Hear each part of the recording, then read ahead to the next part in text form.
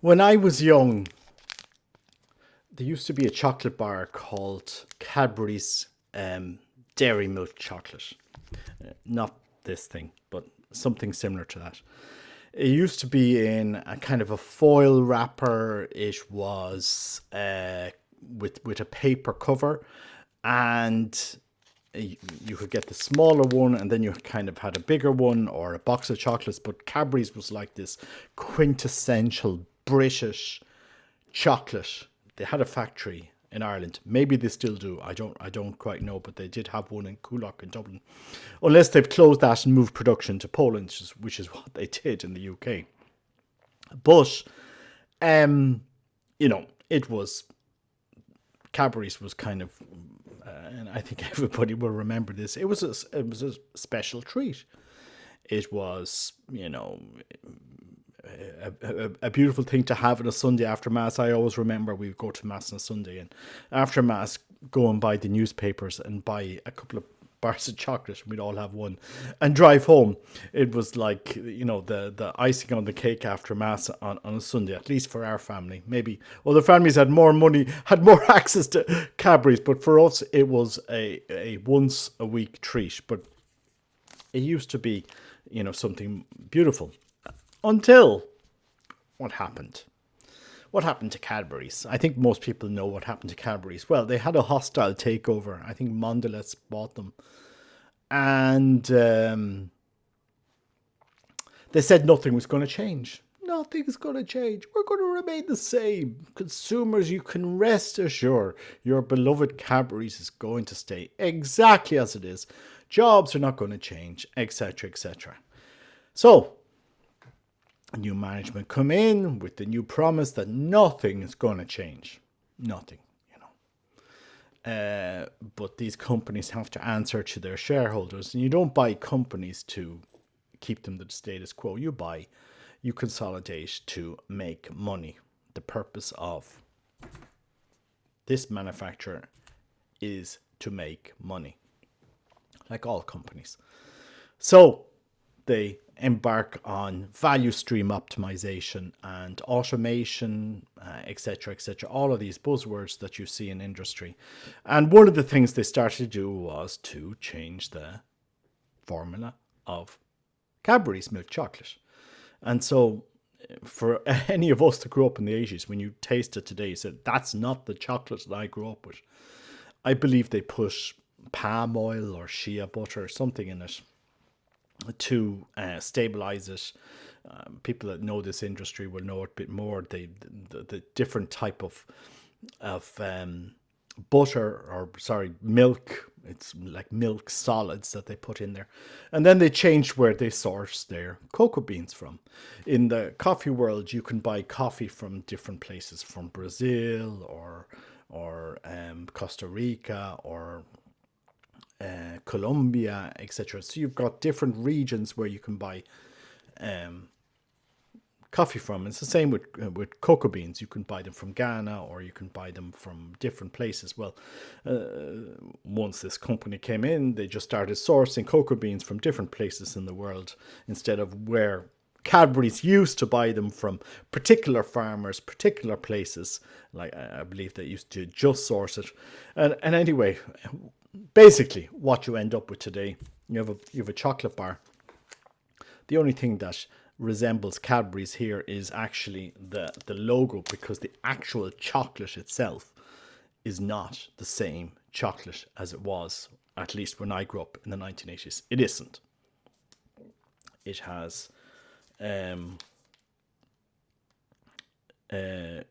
cocoa, vegetable, palm oil, shea, emulsifiers, flavorings. God knows what flavorings are. But anyway, and so, people started to turn back to chocolate that just had cocoa butter in it and no palm oil and no shea butter or all those other vegetable fats that, people started to look for other products. Anyway, it's a trivial thing to talk about chocolate on a Catholic podcast. But I do want to talk about the Cadburization of Catholicism, because we recently marked the ending of the Second Vatican Council. Recently, you had the rampage of Irish liberal priests, the Tony Flannerys and the Brendan Hobans and others, throwing their toys out of the pram. The church isn't liberal enough yet. You're not getting with the program that we were sold, this great program of change in Vatican II. So you had Vatican II, and then you had the spirit of Vatican II. And the two were totally different. Vatican II is one thing, and then you have the spirit of Vatican II, which haunts the church today. And what is the Cadburyisation of Catholicism? Well, it's a critical metaphor suggesting the church is adopting elements of pick and mix approach to the faith. For example, the commodification of the faith, the church, or aspects of its practice might be perceived as being marketed to appeal to a wider audience, potentially at the expense of traditional doctrine or spiritual depth. Pick and choose religion. The term suggests an environment where individuals treat religious teachings like a selection box of chocolates, choosing the aspects they find palatable or convenient while ignoring others. This contrasts with the traditional Catholic emphasis on accepting the full magisterium, teaching authority of the Church. Dilution of tradition. This phrase is often used by critics like traditional Catholics to express the concern that the post-Vatican II church changes or modern pastoral approaches have softened or watered down the faith to make it more appealing to a secular world. An emphasis on personal preference. I find this interesting. It can imply a shift from an objective set of truths and practices to more subjective, individualized religious experience, tailored to personal comfort and preference, much like a consumer seeking a specific product. And, we look around the church today and we have kind of all of this array of different consumer products and offering. You like traditional mass? Well, look, I'm sure you'll find a chapel somewhere nestled in your diocese that they offer it on the third Sunday of every month in an awkward time in the afternoon, just so that we, just making the message known. You want a charismatic mass? Well, here you have it. You want take your choice, right? Take your choice. A neocatechumenal mass, because they have their special mass. Well, there you have it.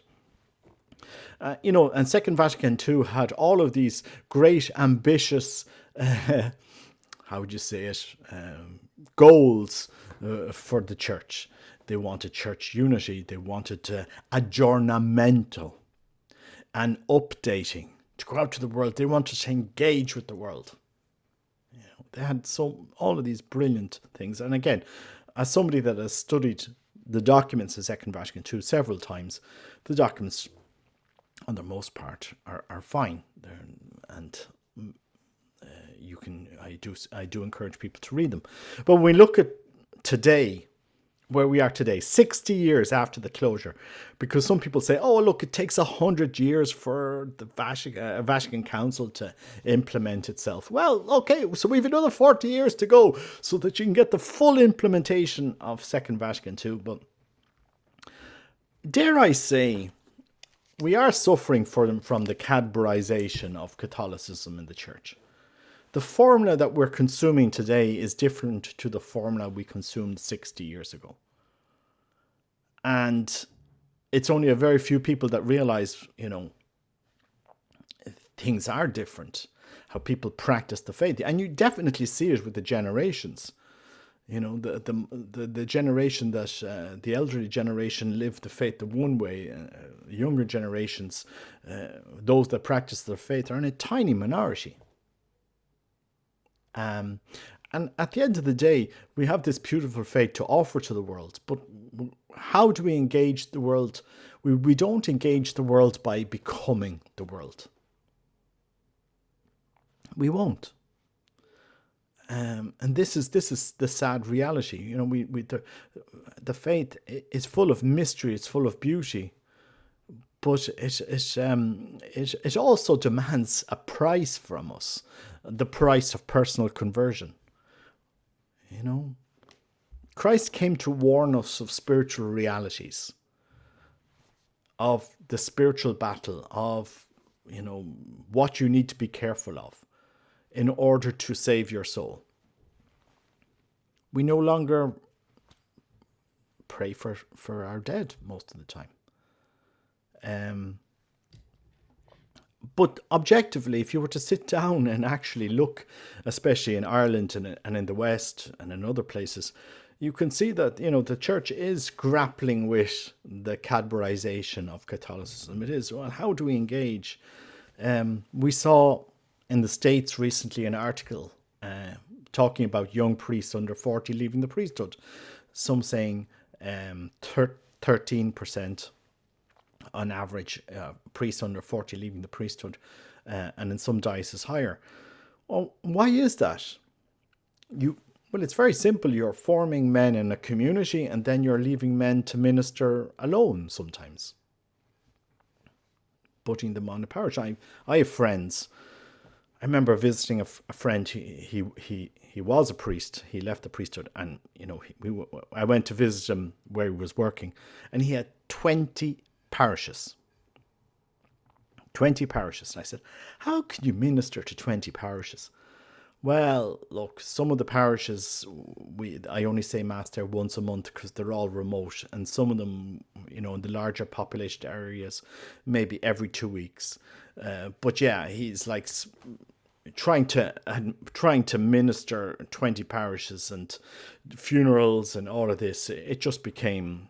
And at the end of the day, your ministry is purely functionary. Instead of the preaching aspect and going out and catechizing and teaching, etc. And it's also not how Christ formed his disciples. He sent them out two and two, and then he brought them in.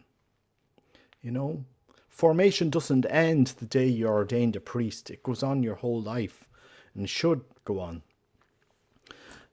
The church needs to go back and revisit some of the things, some of the decisions they've made, because if you want to engage with the modern world, I'm not sure going down the Cadburyisation route is going down. You might need to look at a more premium option, something that costs people a little bit more, something that, demands from Catholics something that's different from the world. The church isn't a sports organization or a charity or an NGO or all of these other different human organizations, which that we're looking to. The church is an institution that leads us to Christ, to God, introduces us into the mysteries of the faith, calls us to the highest form of heroic virtue, leads us on that path to another world, preparing us for another world. And I'm just throwing this out there to try and drive a conversation into people's minds. Do we think where we're going is actually worthwhile? Do we think we're actually engaging? Or are we just selling a cheap version of the faith that costs nothing and engages nobody? As I said in two of my podcasts, I'm not a fan of the Catholic light system we have in Ireland in our schools. A little bit of Catholicism is better than no Catholicism. A cheap bar of chocolate is better than no bar of chocolate. A cheap bar of chocolate that has been reformulated so much that it doesn't even taste like the original bar of chocolate. Until somebody one day comes into the school with a big box of Hotel Chocolat. I don't know if, for those of you who are maybe not Irish or English, in England, there's this chocolate house, my favorite, which, sells this premium chocolate. It costs a good bit, but it's premium, it's luxury, it tastes amazing. I mean, once you've tasted, you kind of say, well, these are good chocolates. But you pay for them. Are we cheapening down Christ's call, Christ's message? We're trying to cheapen it down to make it acceptable to the world, and in the end of the day, all we're offering is a cheapened down version, a plagiarized version of the faith. It's not engaging people. They might try it for a while, and then they give up. I think the church needs to revisit some of its approach. The church wants to engage with the world. It wants church unity. It wants, to unite the Orthodox. 80% of your own baptized Catholics are not even in your churches. And you want union with the Orthodox or with the Protestants that themselves can't agree. Focus on your own church. That's the truth. 80% in Ireland don't engage with the actual basics and truths of the faith. And we're there spending the amount of time we spend dialogue. I mean, I think it's good that we dialogue with Protestants and those of other faiths, especially in Ireland, given the history that we've had. But, this dialogue has its time and it has its place. But, the people you need to reach, the ordinary man and the woman on the street, it has to be done with some ingenuity and some zeal and some passion. Do we actually believe what we're trying to communicate? I think it's time to kind of ditch the reformulated, cheapened down version of Catholicism that we seem to be trying to sell, and to go back to a more premium version that we used to have. Recently, when Pope Leo was in Istanbul, they had a service there, and I think it was the Patriarch of Alexandria. He was doing the Divine Liturgy, which the Pope was at, and he had on himself a tiara. Well, it wasn't a tiara, but it looked pretty much exactly like the tiara that Pope John the 23rd wore when he was consecrated Pope, or crowned Pope. It just looked like, okay, guys, the church is pulling away from all these aesthetics, all this kind of overly ornate liturgical things, and you go into the East and they're continuing on with this, and I think most of their faithful will kind of expect this. We cheapen down our worship to such a thing that, if it goes beyond 40 minutes on a Sunday, people are there etching in their seat. Oh, well, this homily is a bit too long. They should have had a few more Eucharistic ministers to make things quicken up. I have things to do. You go to the East, 2 hours. 2 hours is really what divine service would last. You go to the Syro Malabar Church. In Ireland, this is the Indian church from Kerala, and they have their own rite. It's not over in 40 minutes. It goes on quite a bit longer. How are we incapable of committing an hour or 2 hours to worship in a week that is crammed full of stuff? Do you ever get these notifications on your phone how many hours we spend on our phones? It comes in. On average, you spend 4 hours on your phone or something like this.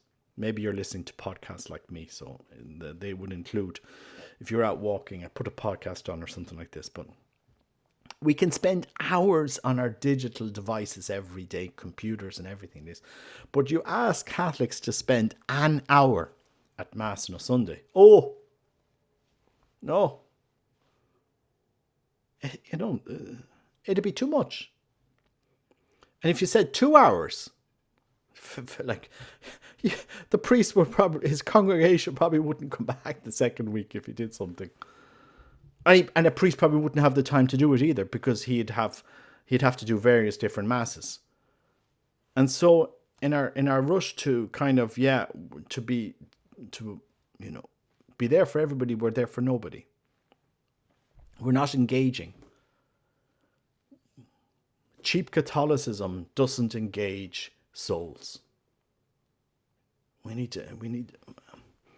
Christ didn't offer this to when he was. He held the bar up a little bit higher. His his teaching wasn't 10 minutes. Christ didn't teach for 10 minutes.